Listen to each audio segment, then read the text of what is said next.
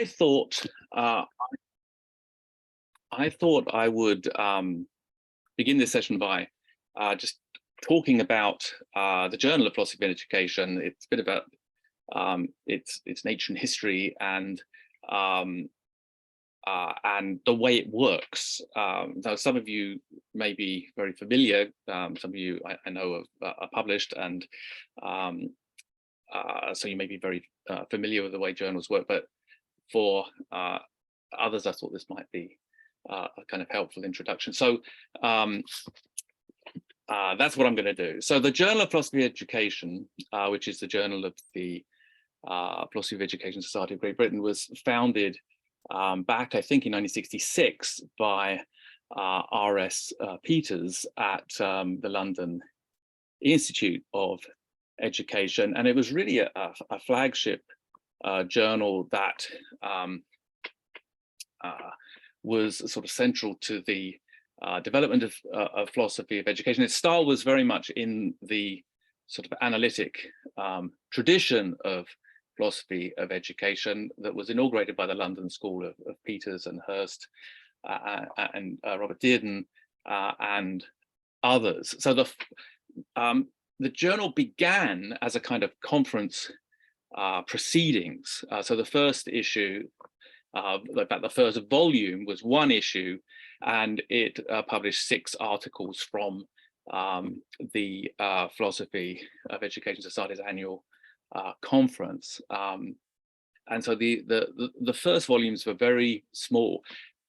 Since then, the journal has grown very significantly. So last year, which is actually volume 56, not 57, we publish 6 issues a year, 3 of which are regular issues, and 3 are special issues. We don't have a page budget. That's to say, we don't have a limit on the number of pages we can publish. So there's a lot of opportunity for the journal to publish as much good material as it can. So last year's volume, to give you a sense of the size of the operation, included 86 articles, 45 of which were published open access.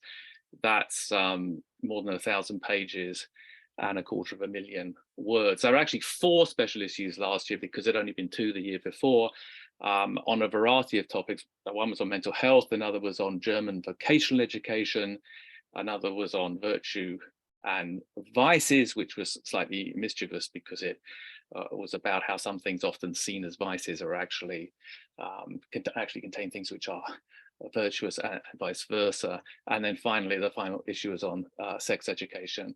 And the mental health and the sex education ones were designated as policy special issues. So our intention is to have at least 1 special issue a year, which is focused on policy matters. So the publisher of the journal is now Oxford University Press. It was formerly Wiley, but we've moved the journal to Oxford beginning this year. And before Wiley, it was Blackwell's, and before Blackwell's, it was the now defunct publisher Carfax, I believe. Paul will correct me if I'm wrong. So as I said, the journal was originally devoted to sort of analytic philosophy of education, and now it is much more diverse in its philosophical orientation. It embraces many styles of philosophy, and it publishes authors from all over the world who work in many different styles and traditions. And I would say it does not have a sort of a philosophical style, which is its sort of center of gravity. It is open to all good work in any philosophical genre. So now let me see if I can actually move the slides on.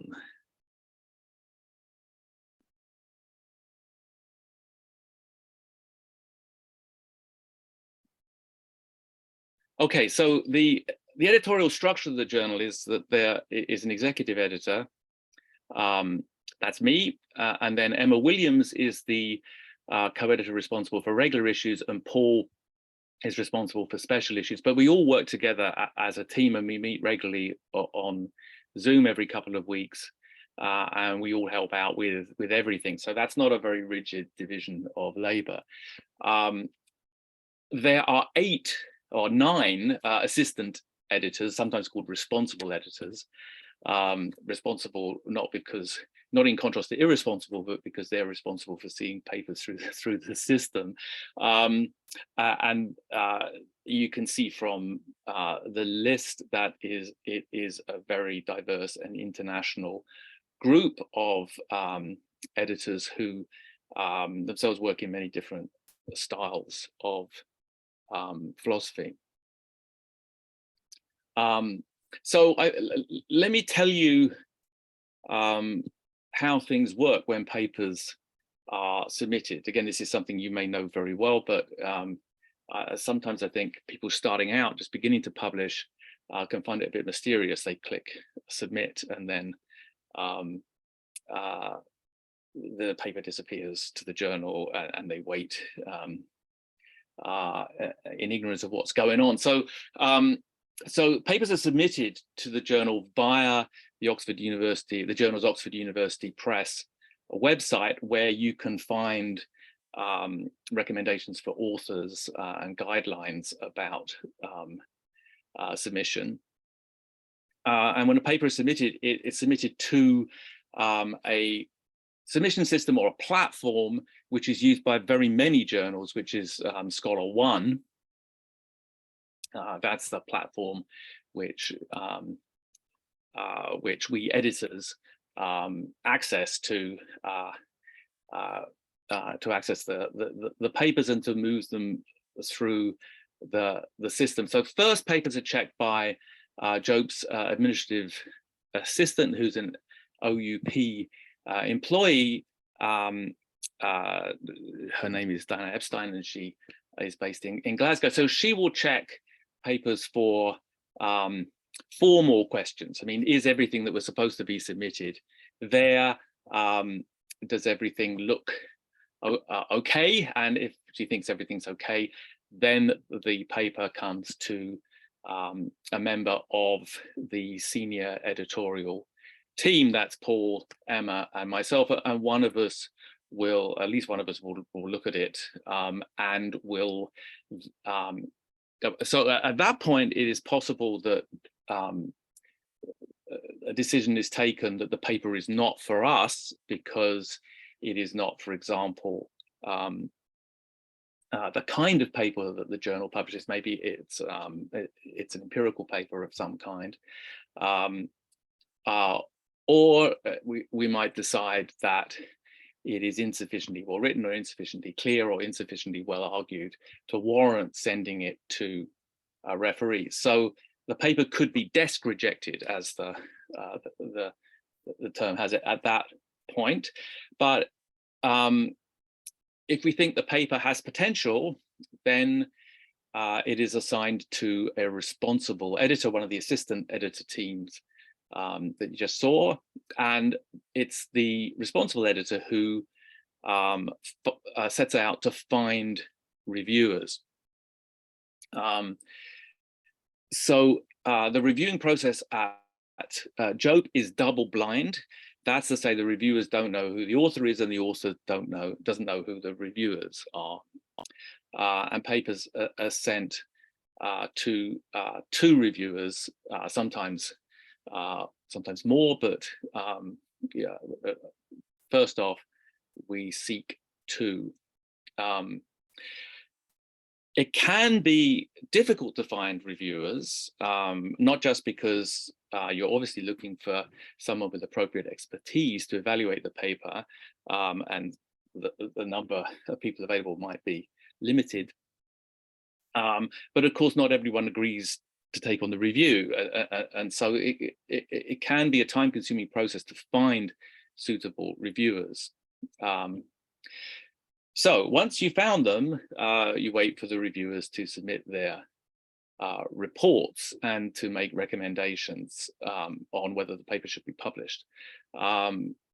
We work with 4 categories: accept, major revisions, minor revisions, and reject. And so once the reviews come in, the responsible editor looks at the reviews and makes a recommendation to the well, if it's a revisions recommendation, that goes straight back to the author.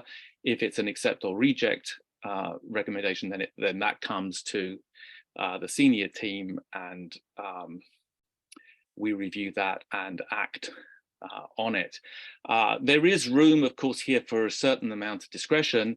Sometimes it's very obvious what the recommendation should be because the reviewers agree, but where reviewers are divided, then the responsible editor has to basically decide what to do, and there is no formula for that. That they have to use their judgment in light of their own views about the merits of the paper. And at that point, they might seek a further review, or they might seek advice from Paul, Emma, or me. So once a paper is accepted, it is sent into production, and when it's in production, Oxford publish the typescript. Essentially, they publish a version of the accepted manuscript in early view or advanced access, and then when the paper is typeset and proofed, that manuscript version will be replaced with the final approved version, and then eventually the article will find itself published in an issue. So how am I doing for time, Alison? Can I keep going for a couple of minutes, or would you like me to stop? No, yeah, that sounds good. Okay. Maybe for another 4 or 5 minutes or so. Okay, cool. Right, great. So I just thought I would offer a few tips, and of course you're welcome to ask me anything you like about this. But and this, again, this may be very obvious, but I think before submitting a paper, it's really important to ask yourself, does the paper suit the journal that you're sending it to? That may not be an easy question to answer, but you should at least try to consider it. Does it meet the submission criteria? That's say journals will often specify criteria that a submission should meet. So some journals have a length requirement, no longer than such and such. Sometimes they want submissions in a certain style or format. They want citations in a particular style, and it's important to pay attention to those things. We're quite relaxed. We have a 6,000 to 8,000 word guideline for length, but those of you who read the journal know we publish things a lot longer than that sometimes. So that's just a recommendation, and we're prepared to accept anything in really any citation style and so on, though we prefer if the thing is formatted in the style close to what we want if it is accepted, because that makes the whole typesetting, copy editing process a lot smoother. The abstract is really important. Now, I know writing an abstract can be a huge pain because you finish the paper and you think, oh, I've got to write that abstract, and it can be something which seems like a chore and it's very difficult to do. But it's important because that's the first thing that editors are going to read. And so if the abstract doesn't do justice to the paper, if it doesn't capture its substance, if it doesn't reveal its core arguments and speak to its strengths, as it were, then you risk making the wrong impression. It's also important that the paper is well organized, that the argument's intelligible and it's clear and it's well developed, and that citations and references are complete and as accurate as possible. So I mean, those are just some some very basic tips. And then, I mean, another matter is, how does one respond to reviewers? So one issue, of course, that's important is coping with criticism. You know, when you get the verdict, it's really important to take the reviews seriously, and to sort of swallow hard and focus on what they have to say. Our journal, I think that the standard of reviewing is quite high, and it's quite constructive. I think people who are educationalists, who work in education, who care about education, tend to write reviews with a view to saying something positive and constructive that might improve the paper, rather than taking the attitude of, you know, trying to find reasons not to take it further. So nonetheless, you might get some tough criticism, and it's important to, you know, not to overreact to it. You know, if you're invited to revise and resubmit, it's important to respond constructively and also comprehensively to the reviewers, because what will happen typically is that the paper will go back to at least one of the reviewers to be assessed, perhaps to both of them, depending on whose criticisms and comments are the basis of the request to revise. So it's important to respond comprehensively, and often journals, Joke does this, but many journals do too, require that the author submit a written response to the reviewer's comments in addition to actually revising the paper. So you want a document explaining what you've done, and also to provide a track changes version of the revised paper, so the reviewers can quite easily go to the places where the paper has been revised and focus on those. Okay, so that's what I have. I'm going to stop sharing. Thank you very much, Alison. When David and I were discussing this, we were slightly concerned that we would overlap to some extent. And so what I've done is to try to avoid that by taking a rather different entry into the topic. Just before I begin, I'd just like to qualify something that David said about the background to the Journal of Philosophy of Education, because although the tradition established by R.S. Peters, who established the Journal of Philosophy of Education, was undoubtedly very heavily badged as analytical philosophy of education, that the tradition is a little bit broader than that. Peters' predecessor was Louis Arnaud Reid, who was an excellent philosopher appointed in 1947, having had a chair in philosophy at Newcastle before. And he was close to Cassirer and Langer, just to give you an idea of where he was in relation to the prevailing logical positivism in the course of his career, the prevailing logical positivism in this country, I mean. He died in the 80s. And then Ray Elliott, R.K. Elliott, edited the journal from, I think, 1981 to 91. And Ray was a very unusual figure. If you look at some of his papers from those times, he didn't write very much, but he wrote very carefully, and they're not really analytical in style, I'd say, or focus, or range of reference.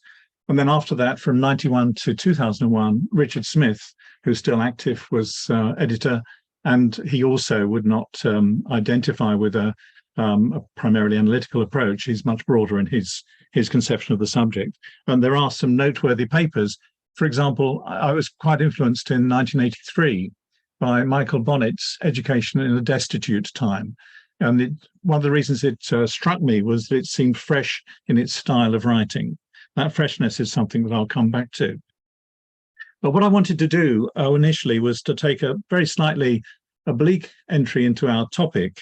I partly thought the audience might be less familiar with philosophy of education in this journal, so I hope this won't seem too obvious to you. But I want to talk a little bit about research methods courses. So as you will know, most of you will know anyway, an early step for anyone embarking on the study of education today will be a course in research methods. They're obligatory at universities for students doing PhDs and very present in MA and BA courses too. And they typically provide an induction into an array of methods and methodologies, together with critical appraisal of the possibilities and limitations that these afford.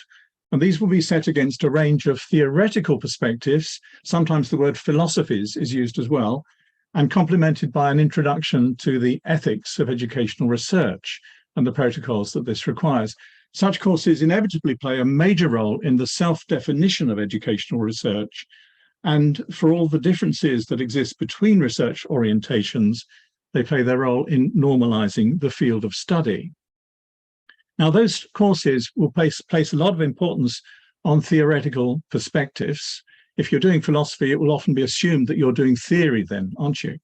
And in one of the handbooks that's been used over the last 20 years, it's looking a bit tired in terms of age now, but it's still there, along with Cohen and Mannion and Cohen and Lincoln and so on, is the Foundations of Social Research, not just aimed at education, at social science more generally, where Michael Crotty states that there are 4 elements that must structure any research proposal: methods, methodology, theoretical perspective, and epistemology.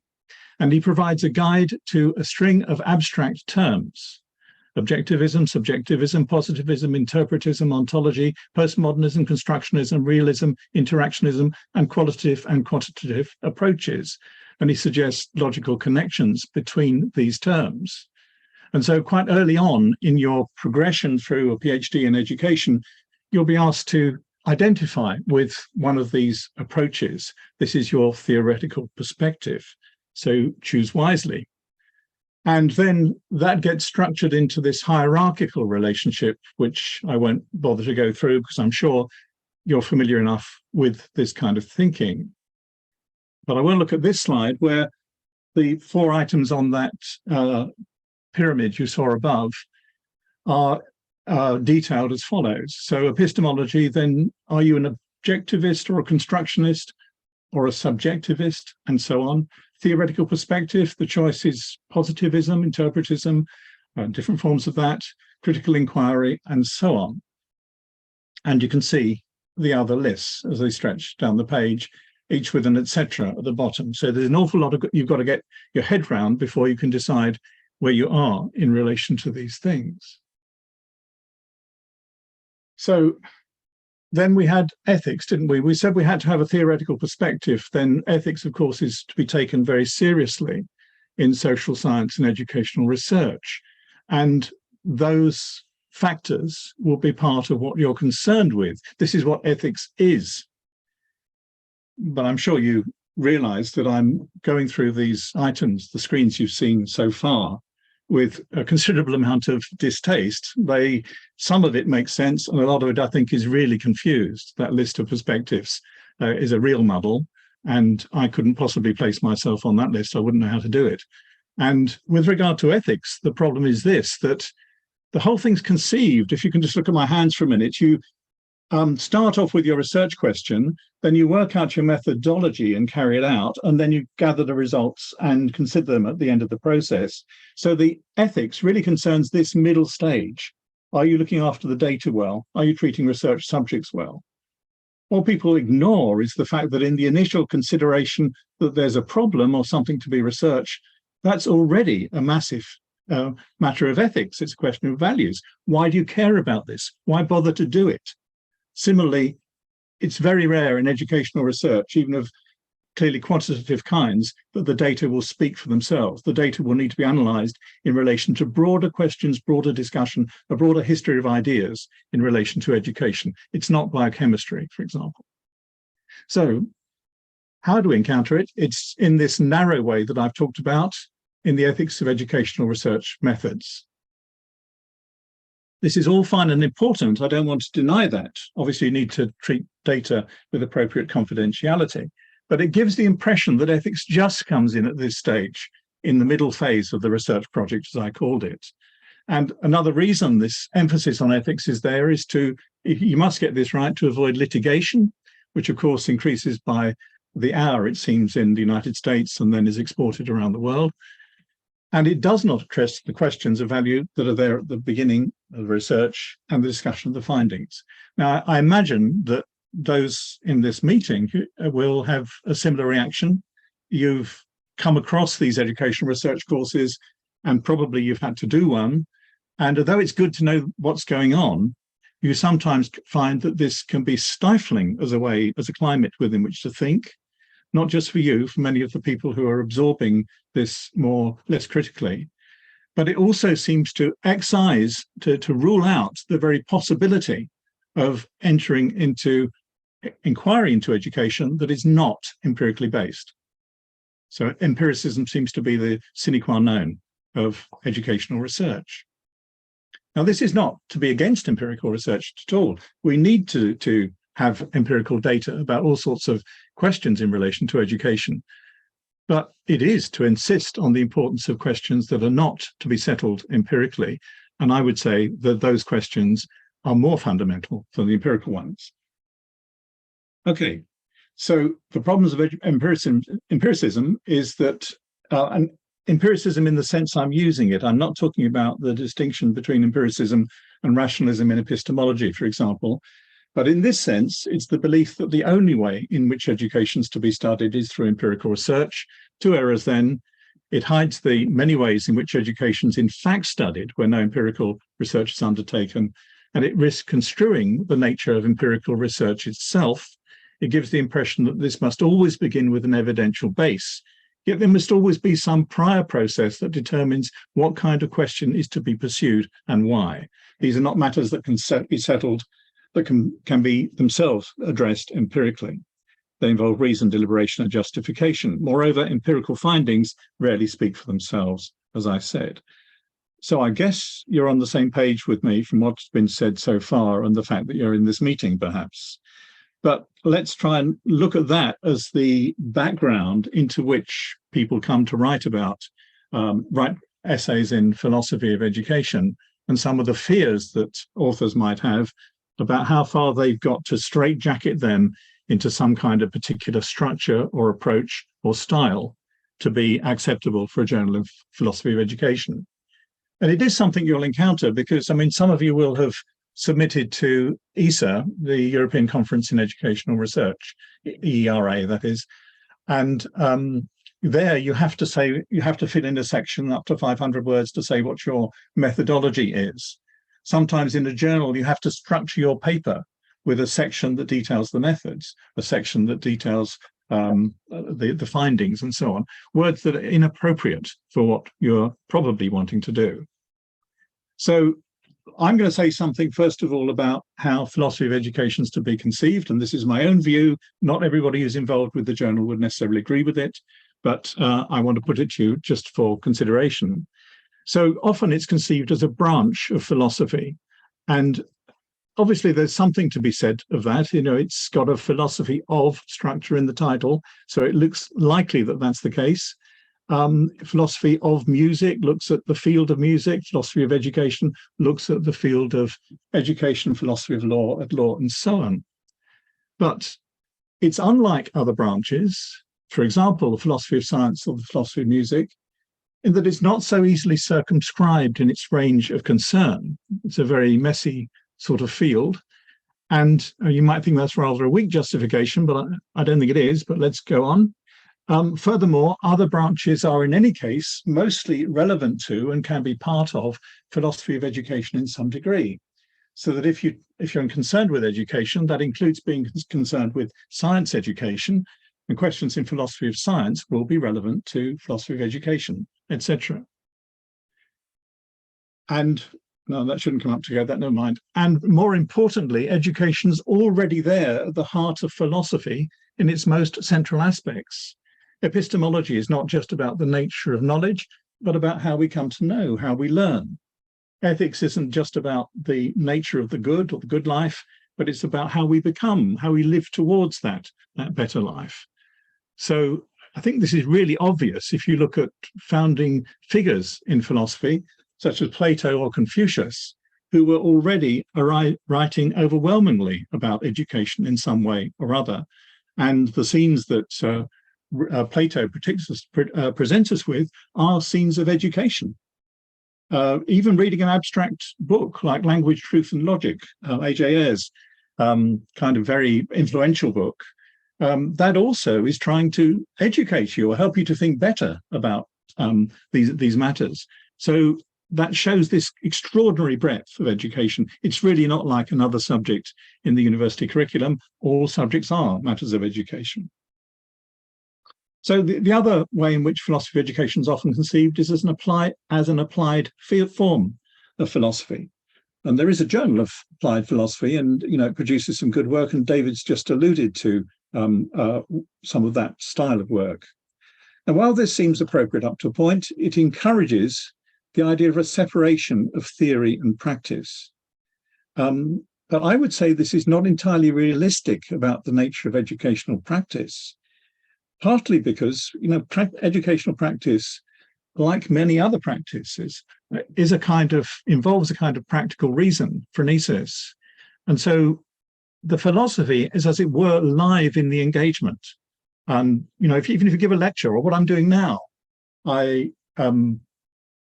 my thinking, my manner of moving on, my hesitations and so on, they will all be conditioned in part by concerns of a philosophical kind about what we're doing here and how we're progressing. And that's not just because this is about philosophy. It'd be the same if I was teaching engineering or some such subject. So it's not realistic about the nature of practice, and it doesn't acknowledge adequately what it is to think theoretically about these matters. I don't like that word theory here. I think it just gets in the way.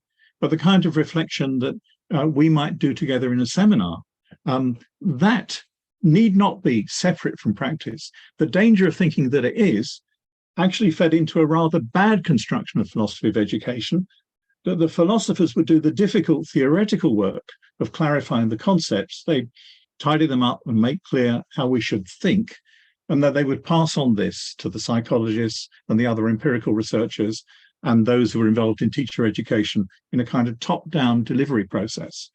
The philosophers work out the main theories that justify education or tell us what its nature is, as though it wasn't contested, and they would pass that down. Those also, I think, are dangerous outcomes of this kind of theory-practice separation. Right, let me go on to say something a little bit more directly then about philosophy of education and writing in the journal. So I guess anybody who's thinking of writing an article is faced with the question of, what am I going to write about? How do I find a topic? And there are loads of things you could say about this, obviously. Now, one thing that appears very often in philosophy of education journals are articles on policy development, an issue that's come up in policy. So you might think of the many articles about religious education that have come up in our journal over the years. That's partly a local thing because of the nature of the law in relation to religion, the way that education has developed in the UK. And it's different in Scotland from England, and it gets more complicated. So those are worth pursuing. We do publish things like that. But of course, there's a danger that the arguments, the discussions can become a little bit parochial because it refers to a particular policy context. You could take a much broader policy context, such as the policy documents of the OECD, which of course has massive influence around the world, far more in East Asia or Latin America than it does in the UK or in many European countries or in the United States or Canada. But nevertheless, it's a very significant policy body, and currently the last 20 years or so, they've been pressing the arguments for a competence-based curriculum. More recently, student agency has been the vogue term. And their usage of that is ripe for discussion, criticism, argument, and it's undergone argument and criticism in various journals. But that would be an example with obviously broader reach in terms of the concept. You could have a local development confined to, quite a small country, perhaps, if you could show that that local development had resonance more broadly around the world, or similar cases were arising in policy around the world. That's a clear topic, though, for a range of topics that one could pursue. Again, one could engage with an ongoing debate regarding an issue in education. So over the decades, indoctrination, the nature of indoctrination, which isn't straightforward at all and is extremely important in terms of what education is, and of course of obvious political significance, the nature of indoctrination comes back from time to time. And so a good paper there would acknowledge that earlier literature and show the particular significance of the matter today. and take a particular line on it. Obviously, there are papers exploring the ideas of leading philosophers and demonstrating their particular significance for education. And many of you will be involved in work along those lines as a result of your studies on PhDs or other programs, I guess. So they can be very important. I'm going to put a few warnings in about this, some of these things in a second, but let's just go through the list for now. There could be a direct response to recent articles in the journal. Perhaps someone's written something which you strongly disagree with, so you want to take up the argument, researching it for a while to see similar arguments, how other people have engaged with the issue, and then trying to take forward your own position with regard to this article. I will say quickly, actually, that picking up on recent articles in the journal, that's the kind of thing editors like. They like to see continuities of discussion, and especially if recent articles are getting a response from readers. There could be an exploration of a work of art, such as a novel or film, provided, of course, it wasn't just a celebration of the film or novel, but was demonstrating its significance for education. And there's no shortage of possibilities there, of course. Some reference has been made to contributions to special issues, and special issues, I'll just say something briefly about this now. The most common way for a special issue to be set up is for a potential editor, or perhaps a pair of editors, trio of editors, to get together and put together ideas for a themed issue, as David was saying. What they would do once they got to that stage could be two things. They could just approach the editors of the journal informally and say, we've got this idea, we've roughed it out on one page, is this something that's potentially of interest? Or they could produce a fuller proposal, having already consulted people who are colleagues, associates with similar interests, are drawn from a variety of backgrounds and different locations, perhaps, maybe as a result of a symposium or conference, maybe as in relation to something that's projected for the future. And once again, they could approach with an informal, short statement, and then, or with a more worked out account. Once we'd got this short statement, if we thought it was an appropriate topic to take forward, we would then ask them to produce a fleshed out proposal, perhaps of 4 to 6 pages, something like that, which would indicate in more detail the substance of the different contributions that would be there, and indicate also whether those potential authors had already shown interest, so indicated that they would be prepared to write. If that proposal is accepted, that would depend on the editorial board of the journal and the decision of the editors. If it was accepted, then the editors and authors of the articles for that special issue would work together on it, and then individually the authors would present their papers, submit their papers to Scholar One, the OUP system, and then they would go through anonymous review in the same fashion, two-way anonymous review. We would involve the editors in the final decision about papers and feedback sent from anonymous reviews to authors, but that would be roughly the channel this works through. So to have a paper provisionally included in a special issue doesn't mean it will be accepted, because it would then go through the process of review that I've just described. Now, there are variations on what I've said. In particular, we have tried calls for papers as well to supplement an initial group of potential contributors. It's a massive advantage that we have no page budget. Therefore, if we find we've got a very rich number, a good number of rich contributions, we can afford to expand the issue accordingly. That explains how special issue papers are both proposed, topics are proposed, and how we handle them. The final item on the list for this screen is that we are publishing reviews, short reviews, like 500 to 1,500 words. And those are being handled by Alexis Gibbs for the journal. And I think I'm right, David, in saying that the initial review is sent directly to Alexis for reviews. What we are also doing is publishing review articles, which typically would be at least 3,000 words long and could be, the equivalent to a full-length article. And on the whole, these again have been items that have been solicited, possibly proposed by individuals, and we are increasingly putting something that looks like a review article through the full Scholar One system. Articles are counted differently from reviews in the citation indices and so on. So that technical factor comes into this there. Okay. Well, I've got some doubts about what I've just said to you as well, because I'm not sure you do exactly go looking for a topic. Surely it's more often the case that the topic finds you, isn't it?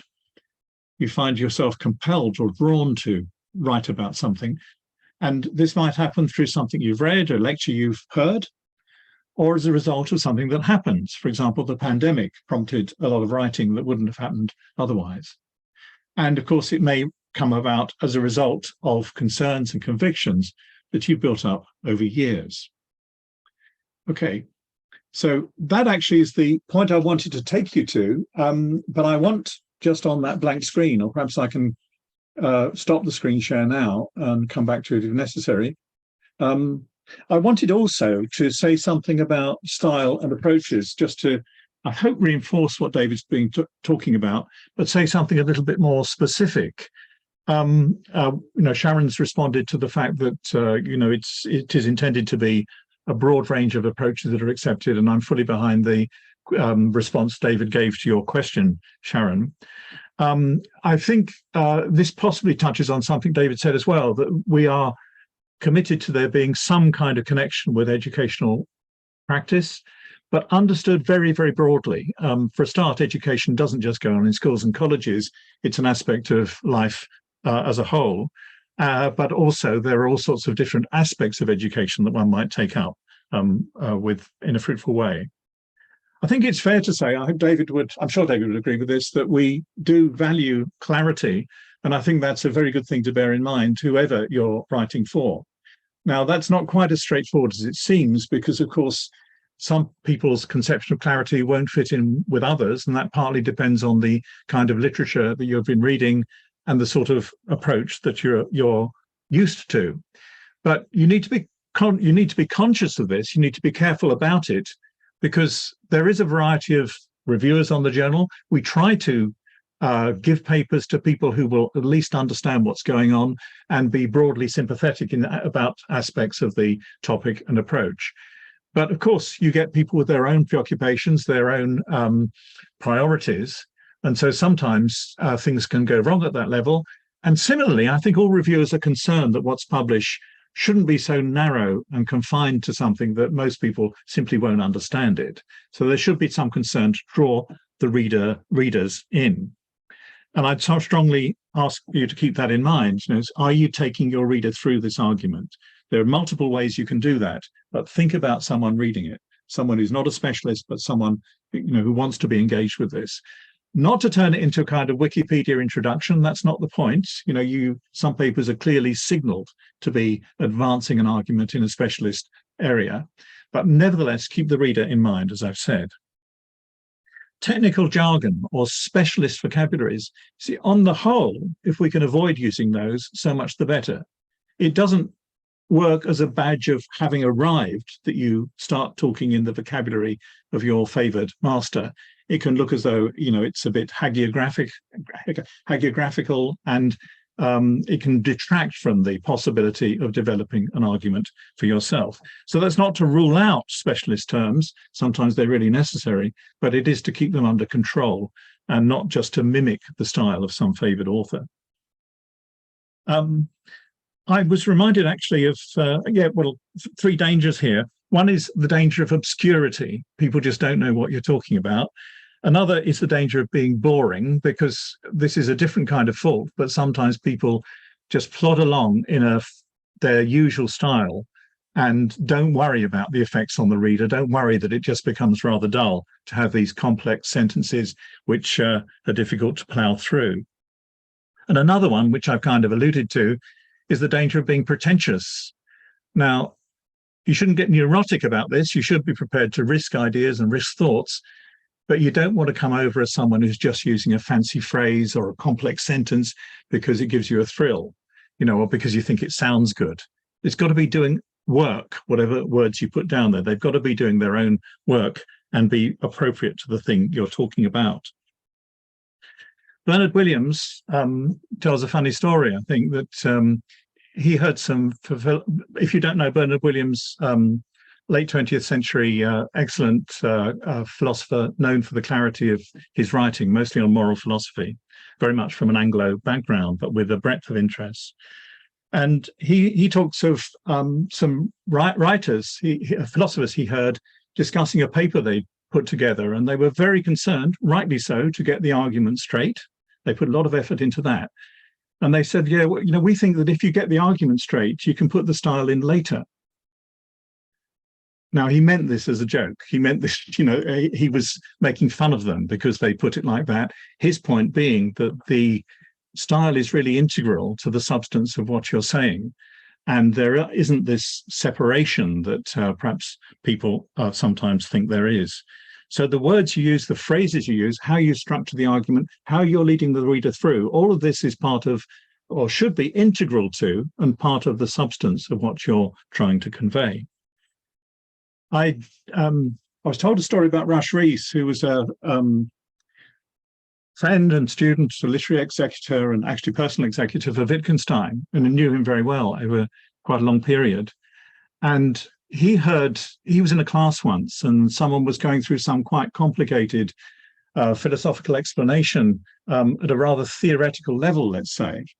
And Rush Rees was taking the class, and he walked up to the blackboard and wrote 2 letters on the board, E.G. So what he meant was that he'd heard all this abstract theorization or talk about principles and what have you, and he wanted to know what this really looked like in practice on the ground. So really giving examples or working something through with an example is something that can enhance your work enormously, I think. Now, you will find people who have clear ideas about how a philosophical paper should be structured. Basically, an opening paragraph should say what the aim of the paper is, say how the argument is structured. First, I shall do this, then this, then this, programmatic statements, and which perhaps state in advance the conclusion you'll come to, because you're then going to show them the proof of this conclusion. It's a kind of mathematical conception, I suppose, of putting an argument together. And that has its place. I don't see any objection to that.